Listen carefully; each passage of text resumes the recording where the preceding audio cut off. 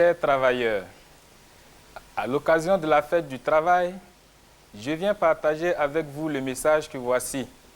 Mais avant, je tiens à adresser mes condoléances aux familles endeuillées par des circonstances regrettables comme les maladies dont celle à coronavirus qui défraie la chronique à l'échelle mondiale depuis plus d'un trimestre. C'est le lieu de vous rappeler, chers compatriotes, chers travailleurs, la nécessité pour chacun de nous de respecter les gestes barrières communiqués et les mesures prises par le gouvernement pour que nous freinions la propagation de cet ennemi commun qui avance sans visage. À ce stade de mon propos, je voudrais que nous ayons une pensée particulière à l'endroit des vaillants travailleurs du corps médical en général et ceux de notre pays en particulier. Merci, chers combattants, hommes et femmes de tout âge, que le destin dresse en première ligne de cette bataille pour la survie de notre espèce. Que Dieu vous fortifie dans cette épreuve périlleuse. Chers compatriotes travailleurs, le travail est à la fois un droit et un devoir pour tous.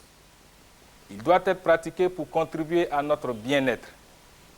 Il s'impose dans tous les domaines de notre vie et exige de nous volonté, amour, détermination et courage. Autrement dit, le travail est le chemin par lequel l'on construit sa vie. Il est facteur de joie, de justice, de prospérité, d'indépendance et de sécurité. Mais posons-nous quelques questions. Sommes-nous en joie par notre travail? Avons-nous par notre travail une justice où rien n'est amélioré, où tout est bien fait? Sommes-nous, grâce à notre travail, prospères aussi bien moralement que dans nos rapports avec nos semblables? Sommes-nous par notre travail indépendants vraiment? Parvenons-nous, grâce à notre travail, à scolariser ou à former convenablement nos enfants? Est-ce que notre travail assure à tous les niveaux une sécurité satisfaisante aux populations et leurs biens? Est-ce que notre travail nous permet de faire face promptement aux exigences liées au loyer, à la subsistance journalière, à la santé, aux factures d'eau et d'électricité, à l'eau potable et au transport régulier? Est-ce que par notre travail, nous arrivons à payer nos employés normalement? En d'autres termes, par son travail, notre employé parvient-il à s'assumer ou à se prendre en charge convenablement et régulièrement? Est-ce que grâce à notre travail, nous avons pu empêcher et continuons d'empêcher la fermeture de certaines entreprises? Est-ce que notre travail nous permet de réduire considérablement le taux de chômage en Côte d'Ivoire? Est-ce que notre travail nous a permis d'avoir une formation complémentaire indispensable? Avons-nous acquis nos diplômes et notre travail par nos propres efforts ou les avons-nous achetés? Est-ce que notre travail nous a permis de nous détourner du racket et du chantage? Arrivons-nous au travail et le commençons-nous aux heures convenues? Quittons-nous notre travail avant l'heure indiquée ou après? Les absences interminables au travail font-elles partie de nos habitudes? Quel genre de travail pratiquons-nous? Où nous situons-nous entre le travail bien et celui mal fait? Chers travailleurs, vous conviendrez avec moi que si les réponses à ces préoccupations devraient être fournies par nos populations, les jeunes notamment, le non l'emporterait de loin, tant la corruption gangrène le monde du travail dans notre pays. Face à ce tableau sombre, chacun devrait reconnaître humblement sa part de responsabilité, car nous sommes tous coupables. Ce qui nous inscrit, hélas, du côté du travail mal fait. Pour ne citer qu'un seul exemple, je pointe du doigt les grèves avec ou sans préavis, de plus en plus considérables dans presque tous les secteurs d'activité.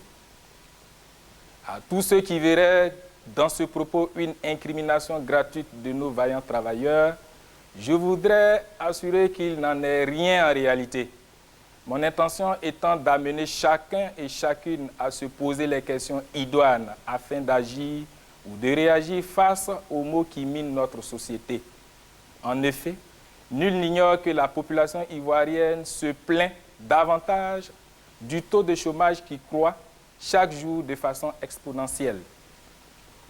En revanche, le pouvoir d'achat ne cesse de s'amoindrir face à la flambée des prix des denrées et autres biens sur le marché.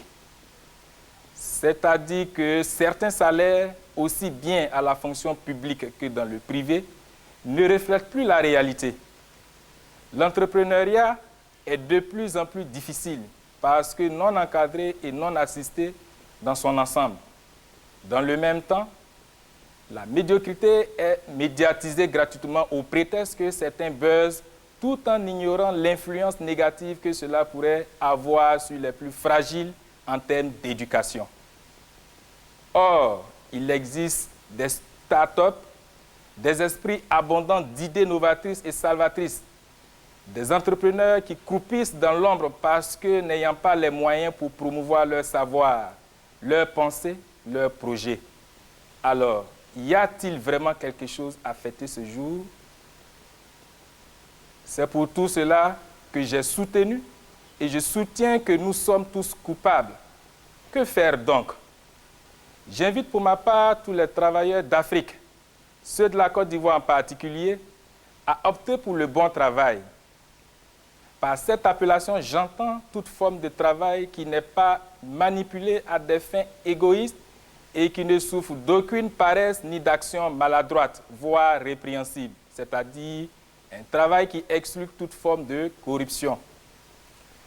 Voilà pourquoi, une fois au pouvoir, nous envisageons de mettre l'accent sur le mérite pour toute forme d'acquisition de travail. Exiger de tous le travail bien fait.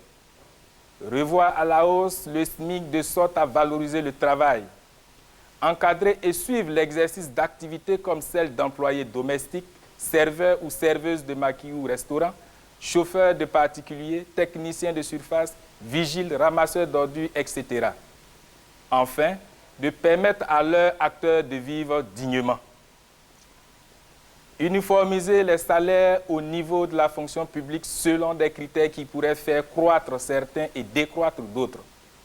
Encadrer les corps de métier et l'entrepreneuriat à tous les niveaux dans le but de faire barrage à l'accroissement du taux de chômage au point d'exporter le savoir de l'entrepreneuriat ivoirien qui devra être une source de revenus et fierté pour notre nation.